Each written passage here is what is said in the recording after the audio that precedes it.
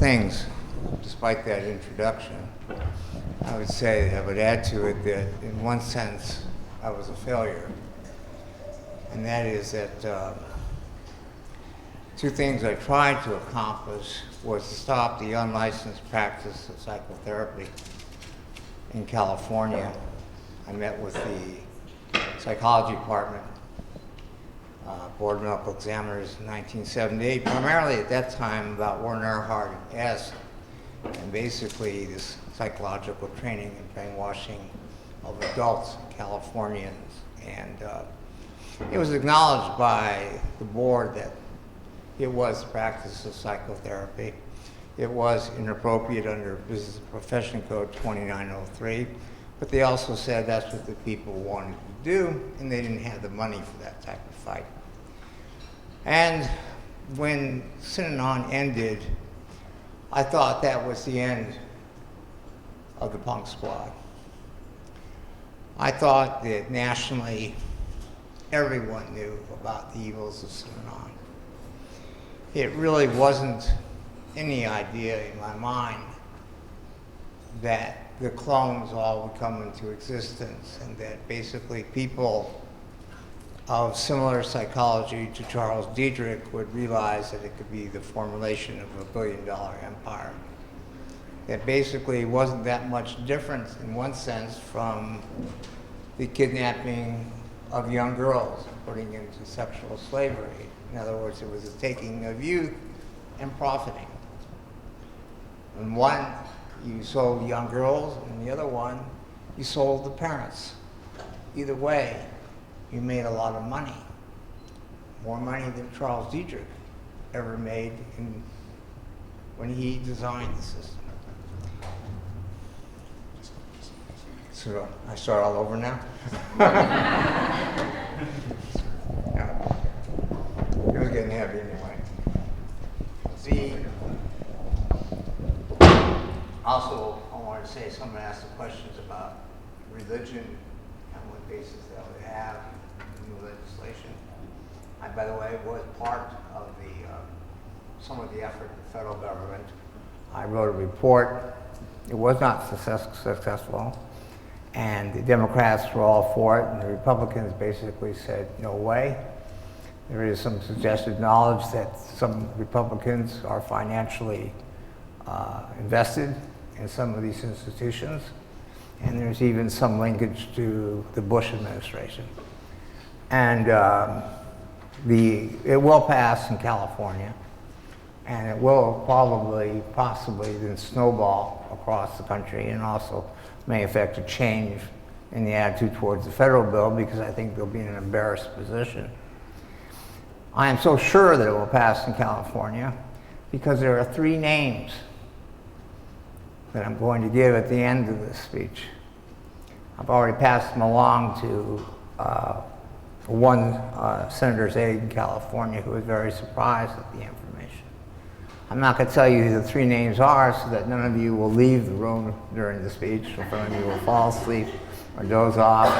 And not only that, but I'm sort of planning to cheat. So I think she said I was going to speak 30 minutes, but I got to tell you, I've never spoken just 30 minutes in my life. But You talk as long as you want. yeah, I've actually cheated. I've written 2 books, and because you can see that, my health isn't really 100%, I've not been able to ever go on a book tour. So I never got up, I've never been able to read a page or a passage from a book, and I have this book on Synanon.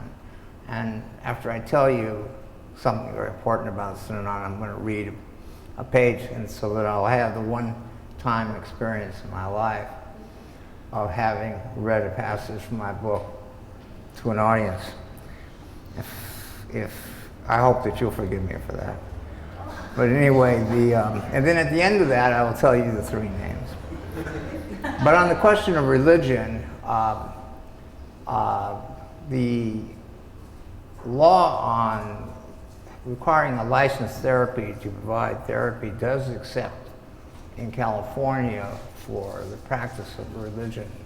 In other words, if it's a religion, it doesn't have to provide a licensed therapist. However, a religion cannot provide institutional care that has to be licensed just because it's a religion. So if someone stays over, for example, if it's a 24-hour institution, if it's taking in people, anything that a private institution would have to require community care or other license for, it would not be exempted from licensing. So that's sort of a clarification that I wanted to throw out there, because on their identities and self-worth, girls were all basically sluts, and they were all going to just love sex, and they were worthless. And he would call them names and make them do terrible things in front of the class, punish them, put them in isolation, usual stuff. And we had a 2-day settlement conference. And he finally was settled $3,200,000. This was 1998. Quite frankly, there was questions with insurance. There was no money in the organization.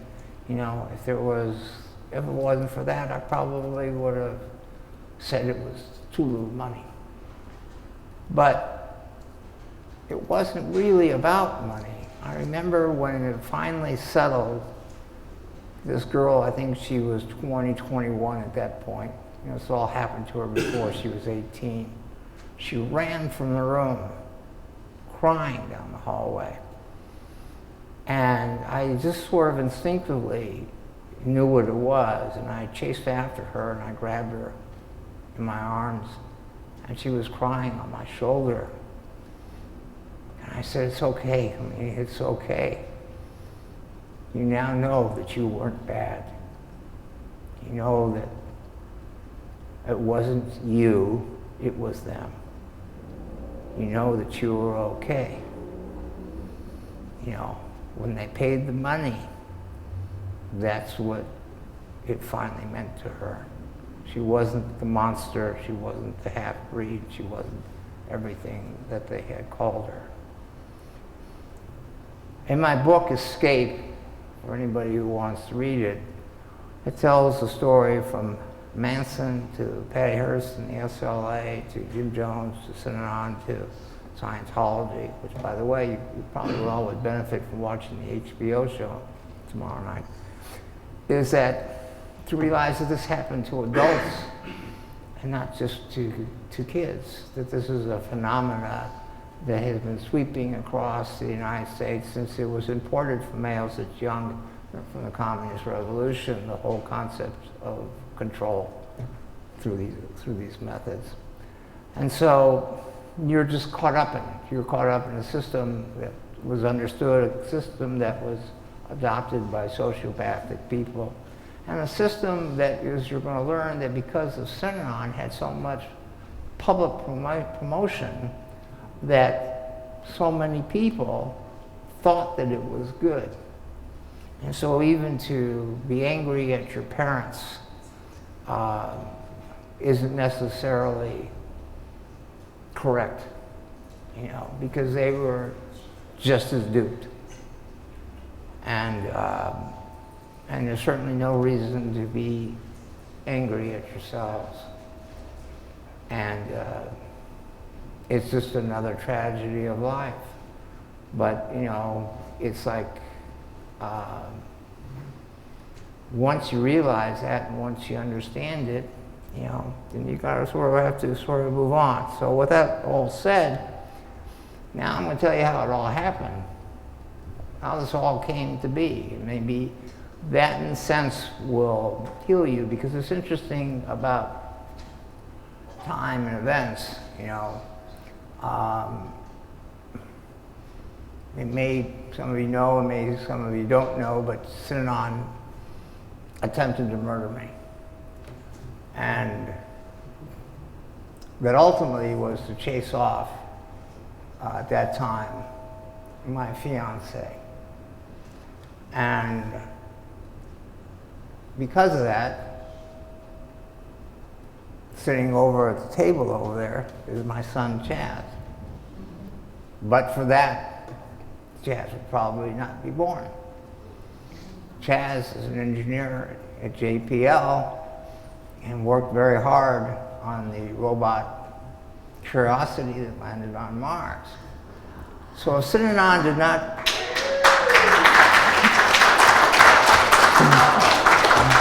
if Synanon did not try to kill me, Curiosity might have crash landed.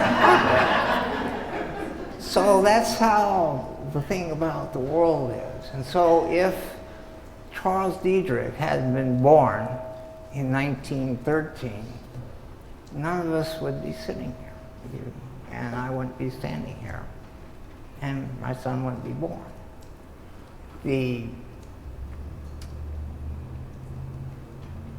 At 4 years old, his father died in an automobile accident. He had 2 younger brothers.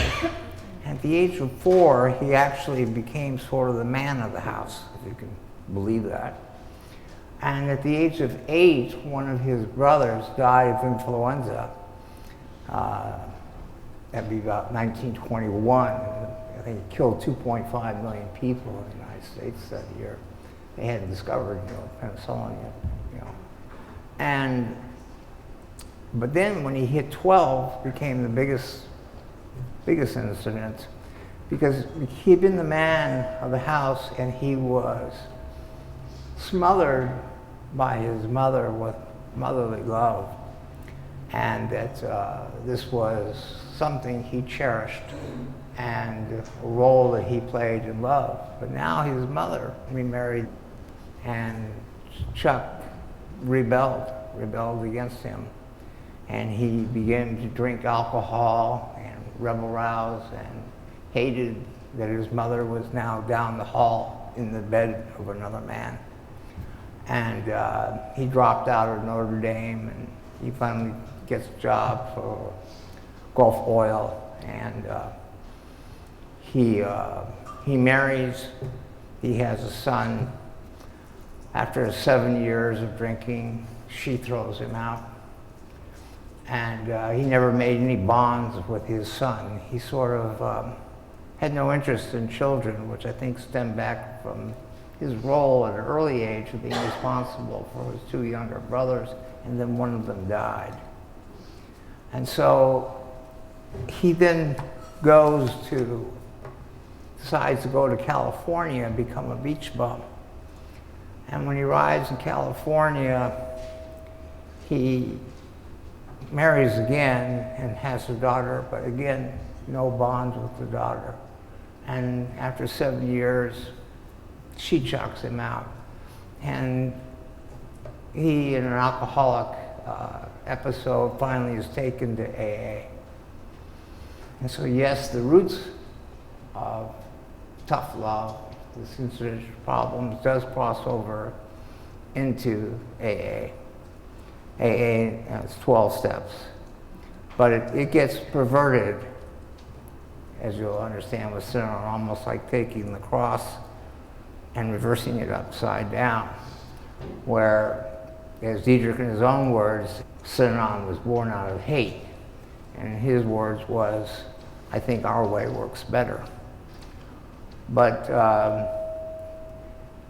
Diedrich, while becoming an AA fanatic, then has a bout of paranoia where he won't come out of a room, and finds a book on Emerson and believes it's a special message to him, quits all work, donates himself to AA, and then takes an experiment in the 50s about a new drug that might help alcoholics not drink alcohol. Anybody have a guess what this drug might be?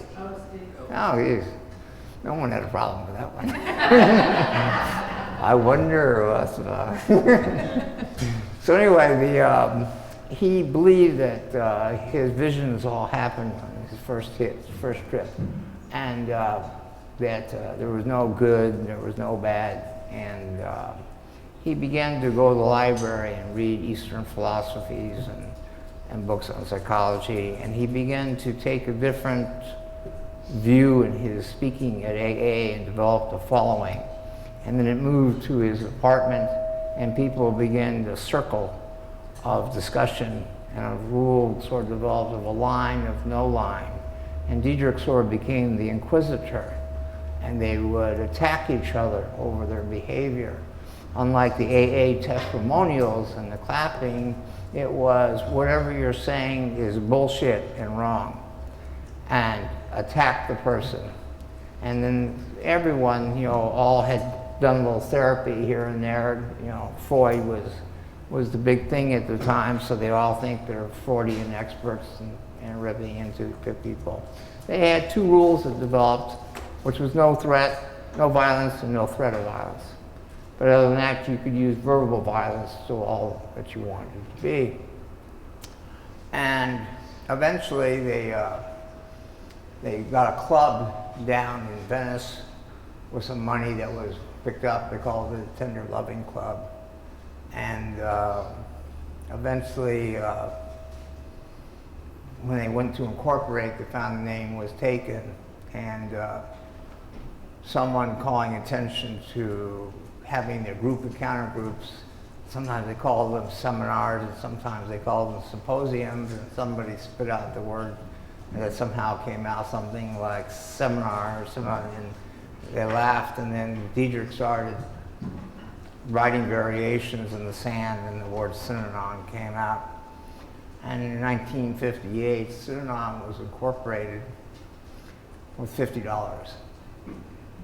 Now what happened is that some addicts came around. And AA didn't want addicts because they were thought to be non-curable. And it caused a battle between the addicts and the alcoholics. Diederik decided there was already AA, so he threw out the alcoholics and he kept the addicts. And soon the word began to spread that there was addicts living together, about 12 of them, in this little storefront in Venice. And somehow, by playing this game, they were keeping clean.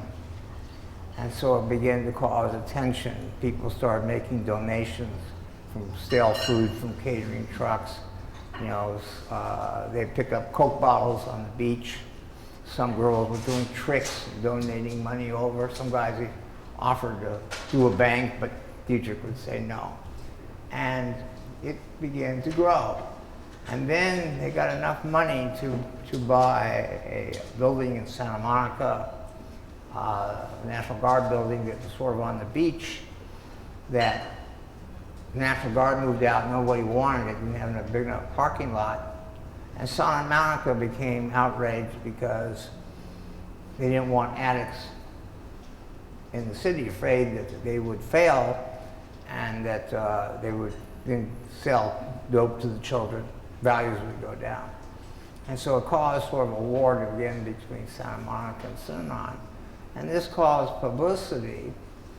And then Diederik was arrested.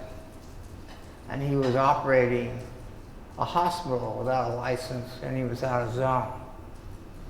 I want to tell you that the key element to the story that you're telling, and the thing when I become involved, and the key lesson in this whole thing is that Synanon was the story of an unlicensed facility.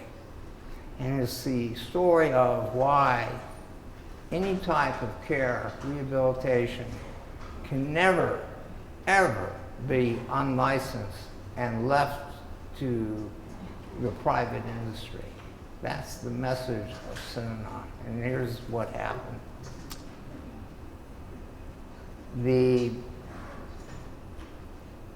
Diederik was arrested, he was tried and convicted. And Senator Nick Petras introduced the Save Synanon bill, which exempted Synanon from licensing. Buying the Synanon argument that the state had failed to ever heal a drug addict and that they would mess it up, and that Synanon must go its own way and find its own cure.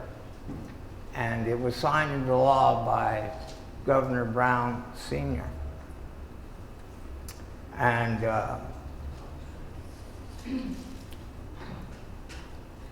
there was a requirement that the rules be set forth by the Board of Medical Examiners to govern it, Synanon would not accept any rules. By now they had donor lawyers threatening to sue, and the Board of Medical Examiners let it slide away under the table. The fact is that Synanon and every drug rehab non-licensed in the state of California ever since has been operating illegally because that statute requirement with the board has never been fulfilled, and people have just forgotten about it. So Synanon continues to grow. Money becomes pouring in, it's tax-free. They have a free labor force that begins to grow, begins to build. Eventually they start to build its own city in '64. And by 1966, Diedrich realizes, well, it doesn't really work. People, by now Diedrich has openly admitted that his system of rewards, punishments, hanging signs on people, making them, do things if they don't obey, rewards and punishment, moving people up and down, haircuts where you stand people, attention and scream in their face, or you do it in a general meeting in front of the whole house.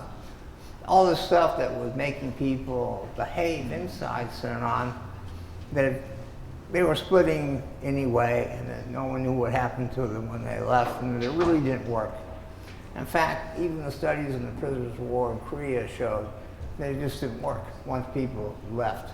If we took all those people in North Korea and we got them out of North Korea, in 90 days, none of them, they'd all be bad-mouthing, the president of North Korea. It doesn't work. And Diedrich realized it, so he closed the doors. The public didn't seem to understand it or even become aware of it, but here at Synanon, it had a 13-page spread in Life magazine, the largest it ever did in its history. It was called The Miracle on the Beach in Congress. Everybody, judges, probation departments are referring people then, but they're not even aware that Synanon's policies no one should ever leave. Some people think the Eagles song, Hotel California, was Synanon. And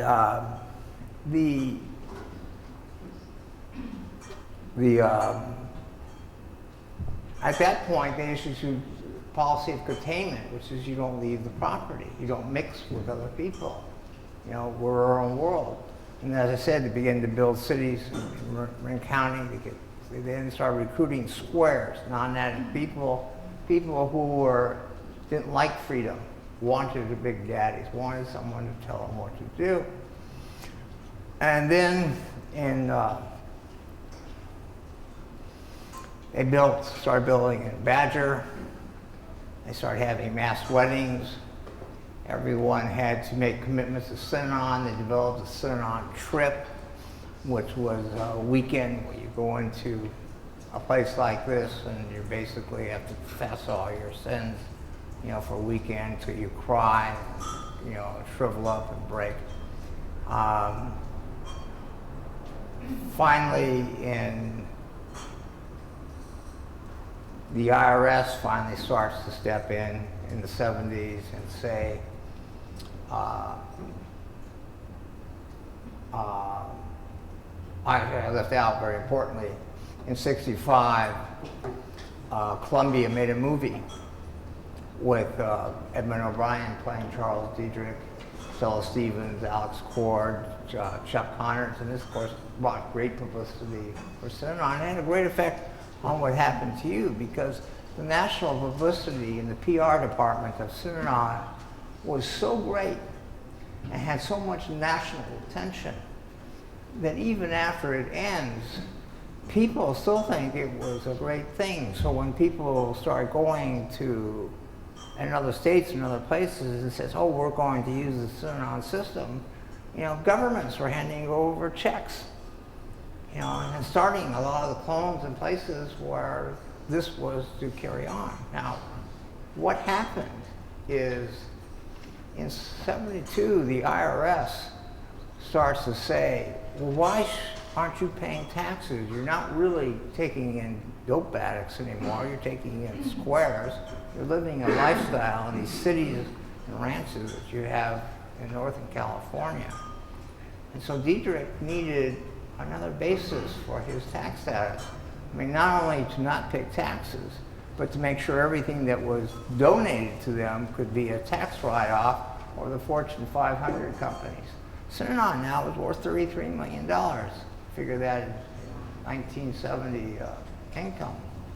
So what Diederik invented was the forerunner of what happened to you. And it was called the punk squad. Has anybody ever heard that term before? Yeah. And I showed this to my son actually just a few minutes before I came on.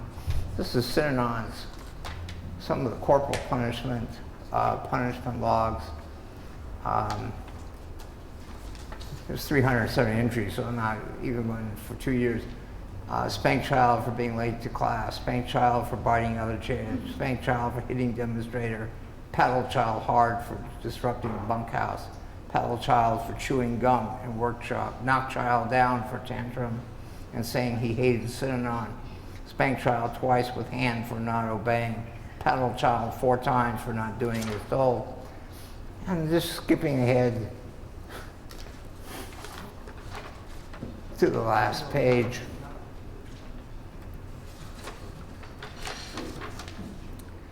Child locked in heater room for bunkhouse for many hours until he became hysterical.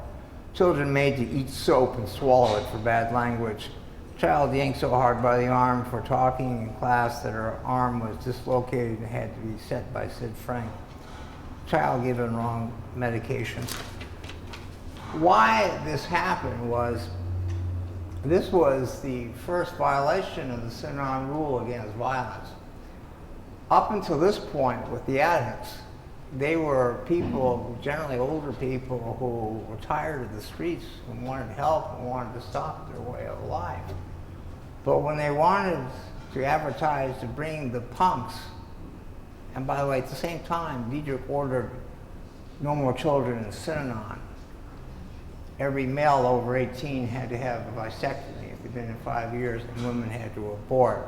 No more children were allowed to be born. He also, by 77, when his own wife died and he interviewed for a new wife, he then ordered everyone to switch partners so they could experience, as he did, a new wife that was a stranger. So this was the old situation of absolute power corrupting absolutely. But everyone's going along, everyone had lost the ability to do anything other than what they were told. So with the punk squad, it was just the same thing. Everyone obeys whatever Diederik said, becomes internalized by the adults, and then the children get subject. And so what it was that while the adults came in and would then obey by using the Synanon methods, the children, being sort of more streetwise, well, they didn't care if you called them an asshole, and they didn't care if you hung a sign on them, and they didn't care if you made them go out and pick up pig feces with a carrot stick. So Diederik, losing patience, just said, beat the crap out of them. And that put violence into Synanon. And then pretty soon it was, well, if they steal, because then the kids were running away, steal, they run away, they bring them back, beat them in demonstrations, in front of the whole community. They had the wire, 24-hour broadcasting system, and they beat them so it replayed over the wire. You could hear the kids screaming, while they're breaking their kid's arm. And it was only a short point from that to say, now we go out and we take care of the enemies of Synanon, the critics of the enemies. And in 1977, in Depot Flats and Badger, they trained the Imperial Marines, which was a special hit force, to go out and get the enemies of Synanon. There go my notes. No, it's only monologue. And they, you can see I really need notes for this.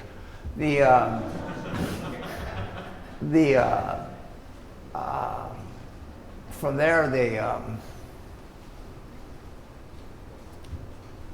listed in Synanon's own documents, 80 attacks that occurred on people. And Synanon actually, at the same time, their PR machine got invited through Peter Bourne to the Carter White House in '78 went to Washington, D.C., purchased the Boston house, and was turning it into a Synanon embassy. The only thing was that the media sort of unveiled them, and Diederik ended up attacking a photographer, and then to avoid an arrest warrant, went to Europe, where he turned to drinking after 20 years. When he ultimately was arrested, charged with conspiracy to murder me, he was in a drunken stupor in Arizona. But getting back to the punk squad, the kids were running away. And the punk squad then wasn't just applied to the juveniles, it was applied to even the children of the Synanon, adults and residents, even the big shots in Synanon. And the kids who ran away found themselves a rancher named Alvin Gambanini. And Alvin Gambanini would get them to their homes, buy them bus fare, get them back. He knew if he took them to Marin County, because the sheriff was big pals with Diederik, they would be sent back to Synanon. So he'd find a way. He was the underground pipeline. And so one day, he's driving with his family, and his car gets rammed into a ditch, and they all surround him, banging on his car with pipes, weapons, punching him through the face, and beating him up. Only his son, escaping through the back window and running for help, saved his life. There was a rancher beaten, shut in front of his wife and kids. Phil Ritter, they tried to kill him in front of his, coming home from his house. He was trying to get his daughter out. And so, finally the end of Synanon finally comes with the IRS. There's a rule of law that says that you're not entitled to tax-free status if you do things in violation of public policy. And we give you that break under the theory that you're charity and that you're serving the public good. And it was first applied to the University of Bobby Jones because they did not allow blacks to date whites. Said, well, you can do that, but you're going to have to pay taxes. You know, we're not going to let you do that and get a tax write-off. And so with Synanon, it actually was kind of sort of a no-brainer. Well, you can't go out and try to kill people and not pay taxes. And so they retroactively back-taxed them. And it's really funny to read the opinion because they add up the value of the lifestyle and this and all that stuff. And somehow they come up with $55 million in back taxes. You know, like, oh, I understand this opinion. It says, you know, end of Synanon, you know. And Synanon appealed, fought, and finally, in 1991, the doors closed. I remember my son was 6 years old at the time, and he had no understanding that his dad taking a sigh of relief. I feel somewhat guilty to people here, though, because, you know, I went on and fought a lot of other cases afterwards and everything. But to be truthful with you, not till Mia saw this book, I mean, I don't think that I really totally understood how bad it was, that how, I mean, from my perspective, it was like, there was so much publicity about Synanon, so many articles, so many magazines. How could the people be so stupid? How could governments, government agencies across the United States be, you know, allowing all this to happen? It was sort of mind-boggling to me. Anyway, now I'm going to read the passage, and then I'm going to tell you the names. Before I do that, just one comment. I have talked to Senator Laura's office. The federal bill, by the way, I thought was perfect. I don't think the California bill yet has been written, but I know that they'll use that as a model. When I read the federal bill, I was like, well, I had nothing to add, nothing to change. And for me to make that type of reaction is also unusual. But they did say to me yesterday, I was asked about that they'd like to know which institutions are still existing in California from Senator Laura's aide, and I sent that in an email to Jody. And so information that they're going to want that you could probably supply to Jody is who here has been in an organization that is still existing, testify and give information as to that particular institution. And I guess through Jody to Laura's office, you can supply that information because that was one of the questions that was asked of me. So I wanted to relay that. And now, before you get to 3 names, you get to suffer. I gotta take my glasses off. I'm going to paraphrase and shorten this down. Hollywood becomes more addicted to the house. In August of 1962, Steve Allen hired the Synanon combo to appear on a TV series, and then I talk about a short movie that was made on Synanon, but a bigger picture had been in the works, and that Bob Hope's nephew and some other people had the idea of making a movie since Diedrich had been convicted and was going to go to jail to serve a 60-day sentence. And so I described people who got behind making the movie, and on June 25th, Columbia Pictures and Richard Quinn to direct, and that Edmund O'Brien, who won an Oscar for Barefoot Contessa, is to play Diedrich, and Eartha Kitt is to play his wife, Betty Coleman. Richard Conte is to play Reed Kimball, who was a drug addict, actually a very good man, who's in Synanon, and that I described at a casting party before they shot that Kimball and some friends, that Kimball describes that him and some friends were doing a bank robbery when O'Brien pulled up, immediately blocking the getaway car, and Kimball walked over and stuck a sawed-off shotgun in O'Brien's face and yelled, "Get this car out of here now, motherfucker, before I blow your brains out." And O'Brien laid rubber in reverse. He says, he told the story. O'Brien, who hadn't recognized him, and he was going to play Charles Diedrich, his face turned white. And I said, obviously, O'Brien at that time was appreciative to the man who'd be portraying in the film. And so,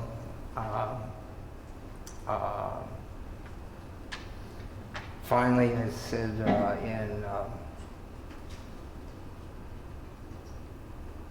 in 1965, the same year, the Cat Ballou, Harlow, A High Wind in Jamaica, Mirage, Nobody Waved Goodbye, Ship of Fools, and the Yellow Rolls Royce were released. Synanon hit theaters, much to the chagrin of Santa Monica, and earned $17,855 in film rights that year. And now I'm going to read the passage. Diedrich was as famous as he dreamed. Ralph Story of CBS called it the only institution to offer a permanent, workable solution to drug addiction in this country. Another reporter wrote, "If you haven't heard of Synanon by now, you are not reading newspapers or watching TV." Dr. Elliot Markoff presented a favorable paper on Synanon at the 1965 American Psychiatric Association meeting in New York. A bronze bust of Diedrich was placed in front of the armory. But eternally, away from the public eye, the critics claimed a mindset was emerging. Diedrich had seen what adversity could do, how it bonded Synanon, how the club had grown from the great cop-out and the criminal trial. It was clear time in jail had seeded Synanon's success. No one could see at the time that the experience could also be the seeds of destruction.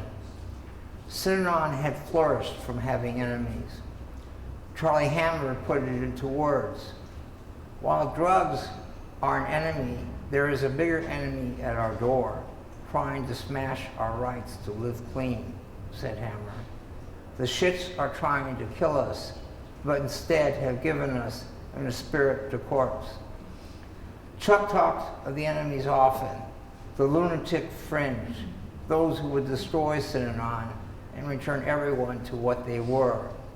They had to be alert, bonded, on their toes, committed.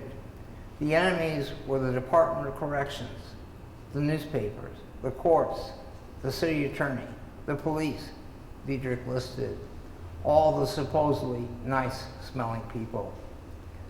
One Department of Corrections official had refused to visit Synanon, fearing he might be raped. The department also frowned on the cruelty of the verbal haircuts. Haircuts was the oral tearing down of a person. Years later, one Judge Beto was murdered by his wife. That's the judge who put him in jail. Diedrich bragged a merciful God had sent buffoons to be their enemies, and somehow bad things always happened to them. So in the 60s, building spirit and pride, Diedrich sent followers to the doors of drug peddlers in Santa Monica, warning them to get out of town. When the police were informed, Diedrich admitted it, and the police smiled and then looked the other way. In 1964, Synanon called the police to break up a wild teenage party going on in one of its vacant buildings. But in the future, calling the police would no longer be allowed. Diedrich kept discipline, bringing forth rule offenders for a fireplace scene, later renamed a general meeting, to be blasted by a third degree given by Diedrich in front of the house. The lesson caroming throughout. Members screamed at the offenders, and Diedrich would ask the members what should be done with each offender. Dishpan? A bald head? Toss him out. Reed Kimball, mimicking his old crime days, would snicker, "We ought to break his legs." The phrase caught on as a popular taunt. No one at the time took it seriously or thought one day, slightly over a decade later, long after Kimball had peacefully and nobly passed on, Hollywood star child would go past the money, and the phrase would become a battle cry. That's it.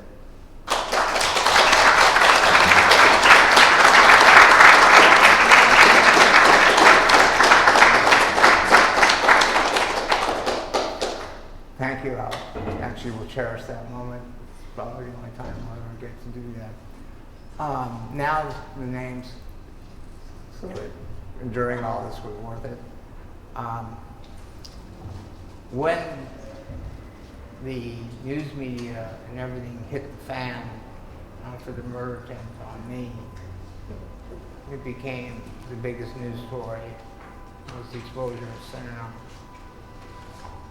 And the governor of California ordered a Synanon task force. And one of the questions that he asked was, how was Synanon unregulated?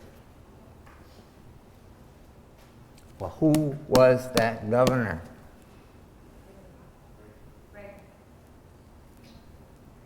So what's going to happen when this bill gets in front of the governor for signature? In fact, that's why I wanted you to stay, because Governor Brown's participation and support should be sought now, because he knows every word of what I just said is true. All somebody has to do is call him up and say, "Do you remember Paul Morantz? You know, and by the way, do you remember the bill that your father signed?" You know, and you know, well, you know, it's still going on. It didn't end. You know, he knows about the punk squad. He knows all this stuff. He went through it. And guess what? When Synanon was in Marin County, you know, they terrorized Marin County. That rancher I told you about was in Marin County. Beatings were going on in Marin County. Marin County was very small, sparsely populated at that time. The sheriff was in bed with Diedrich. The board of supervisors were so intimidated and afraid of Synanon. Synanon purchased at one point $309,000 worth of weapons. When the Warren County Grand Jury in 1978 issued a report demanding investigations and everything of Synanon, the Board of Supervisors refused to follow it. They were afraid. One supervisor wasn't.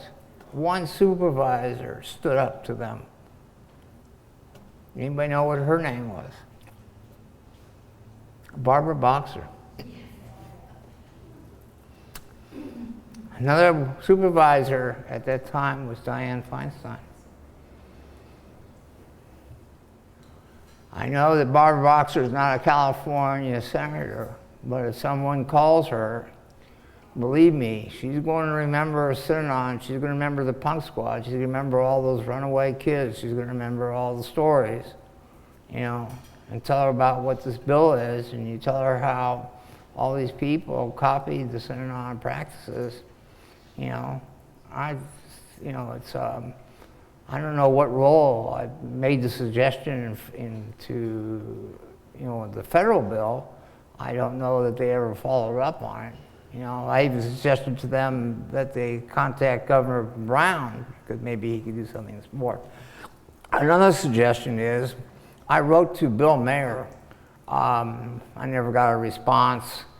You know, maybe letters going out to him or someone else, or if a legislature aide were to contact him, you know, particularly, you know, a Democrat, and particularly if he gets the idea that the Republicans stonewalled the federal legislation, it seems to me it's right up his alley. You know, it's got his name on it, so to speak. And so that's just another suggestion. And so at this point, I'll just turn it over to questions, and I'll pick the first pretty girl who raised her hand. Yes? Mr. Morantz, I want to personally thank you because my life has been impacted. Years ago, you helped craft legislation of the law here in the state of California for religious institutions to suffer the punitive damages. Yes. And I am a recipient. I was part of the largest civil settlement in 2003. I Really? Catholic Church.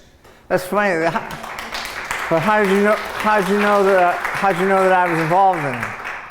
Oh, your name is well known in our religious. Because, you know, the funny thing is, I kind of forgot about it, and I was talking to Matt, who works with me. I was talking about it to yesterday. I just sort of kind of, we were talking about it. Yeah.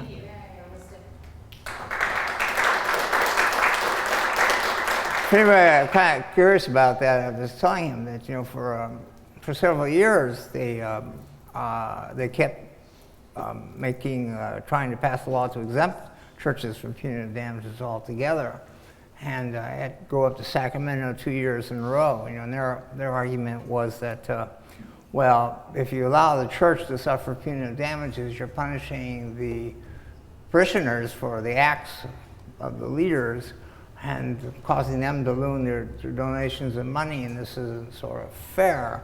And then I would argue, well, the parishioners are sort of responsible for the acts of their church and should have control over their leaders, and the best deterrence against these type of acts is punitive damages, and so they can't give them a free ride that you want to any other corporation. And so I won the argument 2 years, but they kept coming back. And I've realized, well, I don't want to come to Sacramento every year for the rest of my life. So we finally made a compromise legislation, which was that you couldn't plead punitive damages until you proved by declarations, by clear and convincing evidence that that there was a factual basis for it. And I felt that that was a really good compromise, and they agreed not to put their bill forward again, and so I felt that was a good deal, and so we drafted that, and that was the law.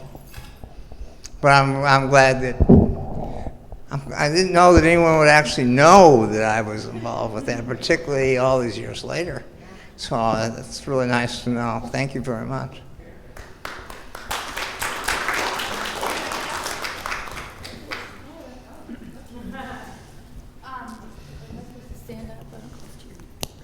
Okay. Well, I have sort of a two-part question. I'm reading the book that's the history of Diedrich and Synanon that you wrote.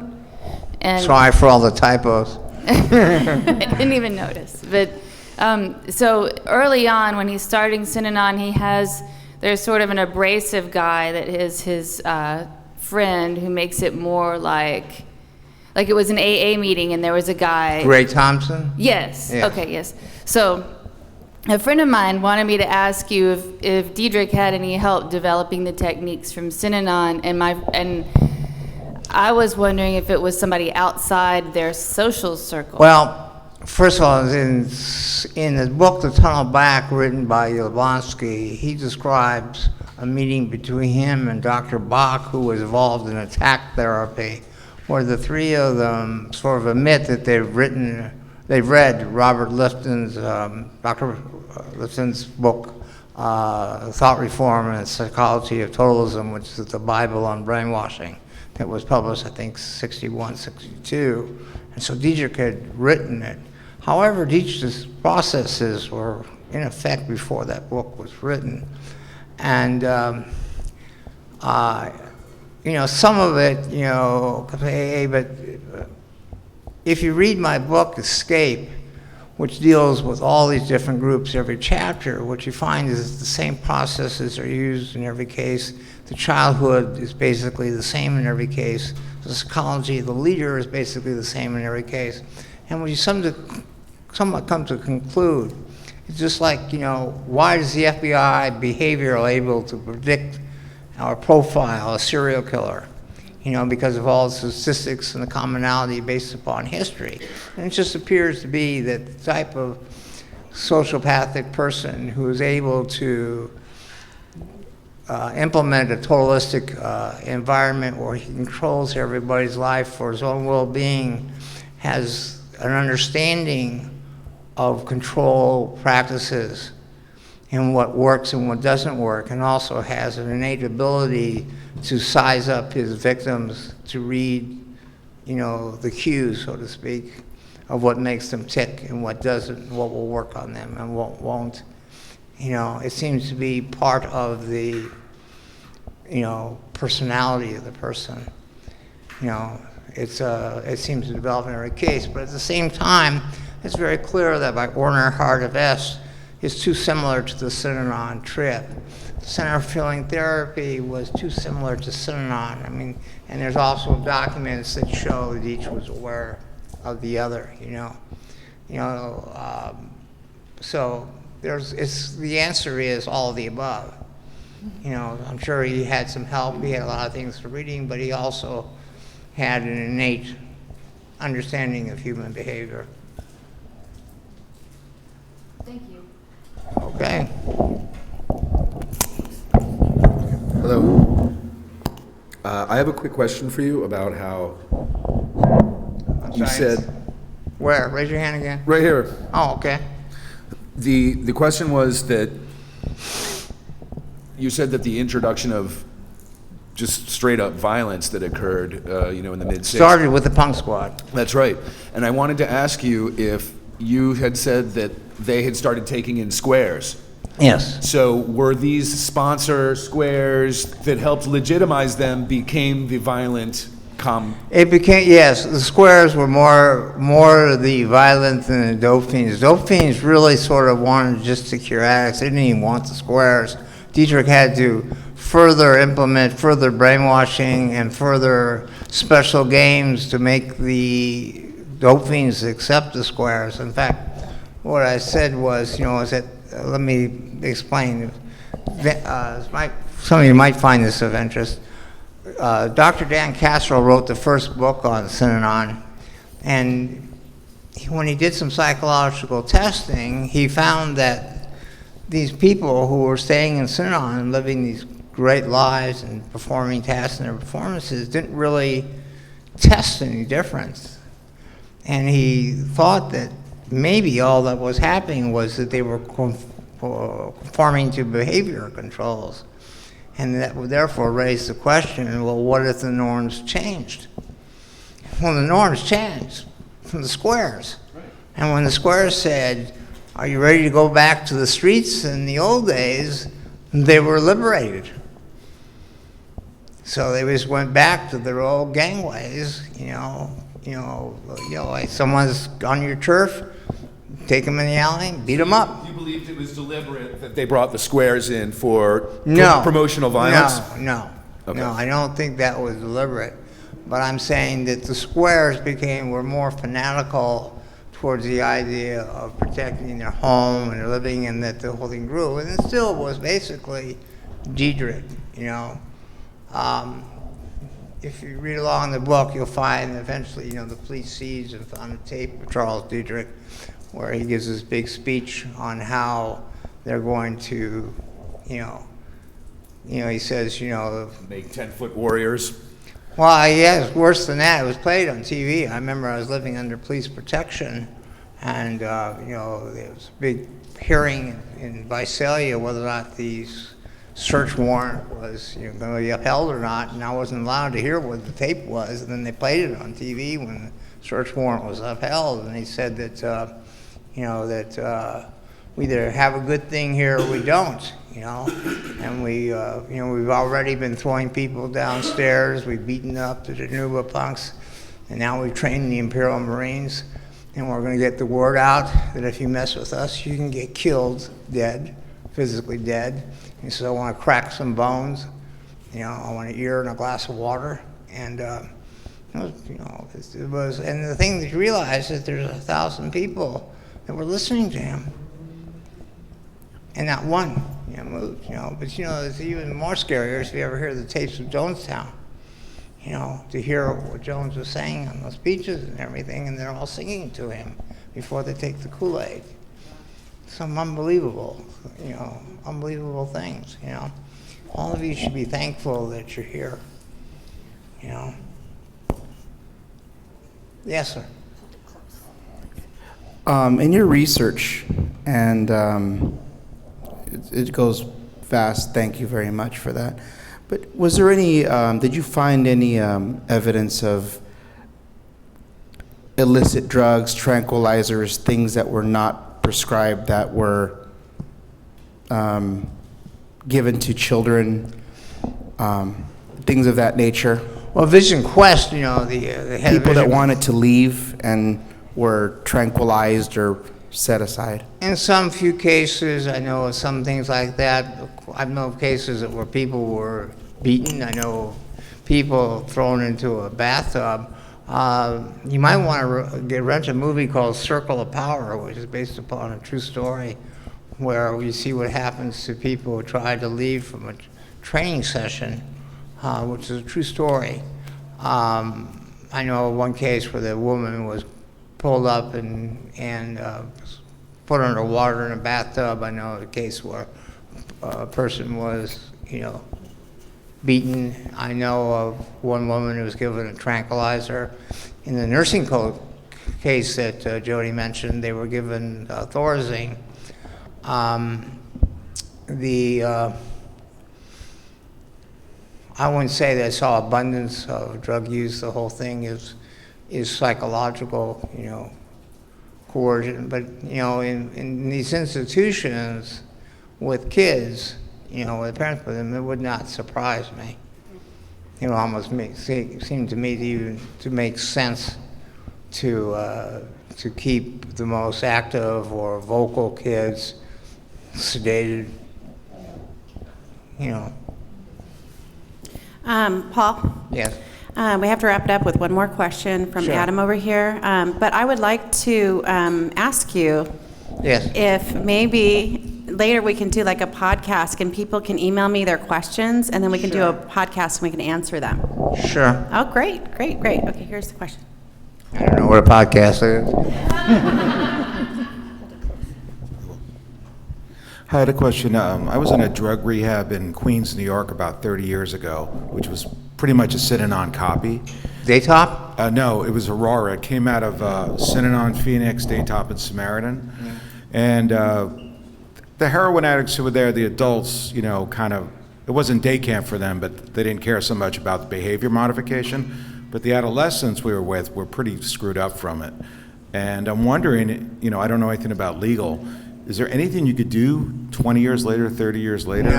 No, it's another, we got the, I guess our legislature people have all left, but, it's another issue for another day. But I'm sure it's something that all of you understand, is that the legislature has never had, but people who have been through brainwashing and mixed up like this and have these types of experiences, generally there's no way that they come to understand it or recover within the statute of limitations time period to be able to bring legal redress. Sometimes it takes 10 years, and so, I'd say 3/4 of every phone call that I've ever received in my life, they're out on the statute of limitations.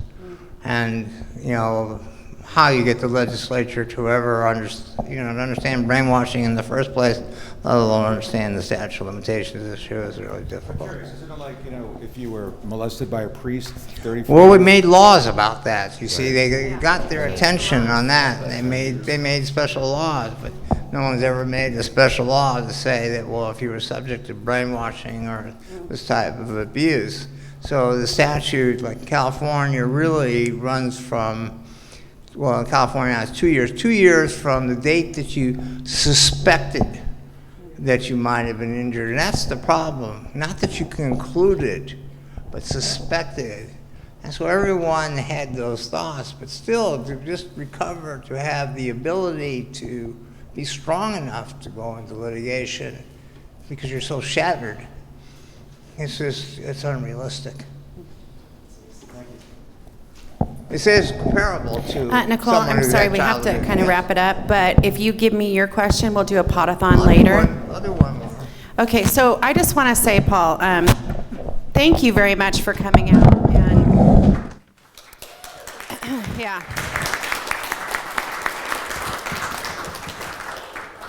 This man is a true hero and an activist, and it's been amazing to get to know him, and I just truly am blessed to know you, Paul. Thank you so much.